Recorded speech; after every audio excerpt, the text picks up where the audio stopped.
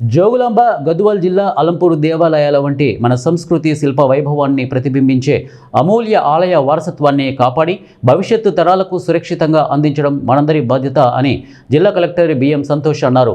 బుధవారం archaeological survey of India ఆధ్వర్యంలో ప్రపంచ వారసత్వ వారోత్సవాల సందర్భంగా అల్లంపూరులోని కూడలవెల్లి సంగమేశ్వర దేవాలయ ప్రాంగణంలో ఏర్పాటు చేసిన ఫోటో ప్రదర్శన ప్రారంభోత్సవ కార్యక్రమంలో పాల్గొన్నారు.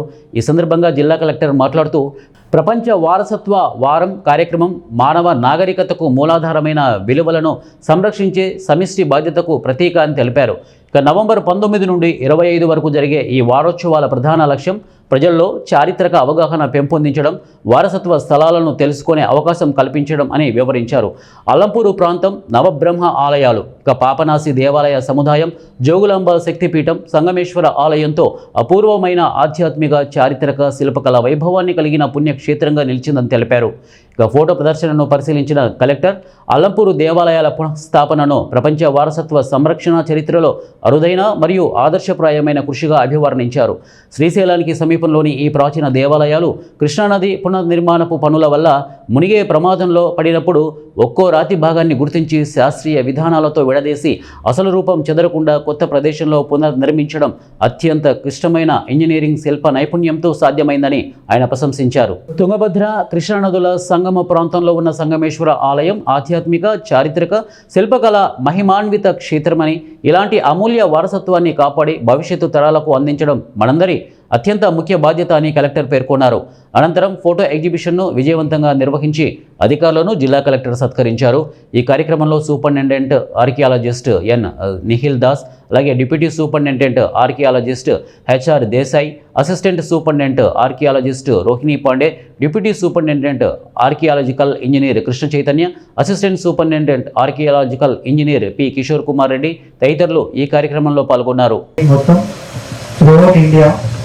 ఇక్కడెక్కడ ఆర్కియాలజికల్ సైట్స్ ఉన్నాయి, managed by archaeological survey of India. అన్ని దానికి మనం వరల్డ్ హెరిటేజ్ వీక్ అని చేస్తున్నాము. సో ఫస్ట్ ఎందుకు, what is the need of world heritage week, ఎందుకు చేయాలి ఇది?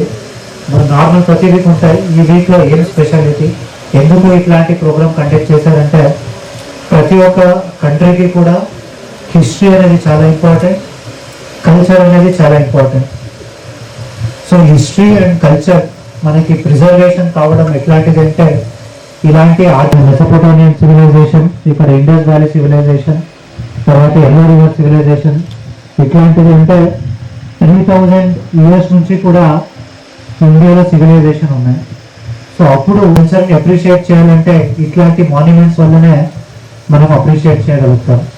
సో ఇప్పుడు పర్టికులర్లీ ఈ ఆర్కియాలజికల్ వీక్ అంటే అందరూ స్టూడెంట్స్ మీరు అందరూ ఇది ఎందుకు పెడుతున్నారంటే మన హిస్టరీ కల్చర్ ఇప్పుడు గ్లోబలైజేషన్ అయ్యి మన యూనిక్ ఐడెంటిటీ ఏంటి, మన ప్రత్యేకత ఏంటి, what is our unique identity and future జనరేషన్కి ఇవ్వాలి అంటే ఇట్లాంటి సైట్స్ మనకి ఎప్పుడు కట్టినారని ఎవరైనా గెస్ట్ చేస్తారా?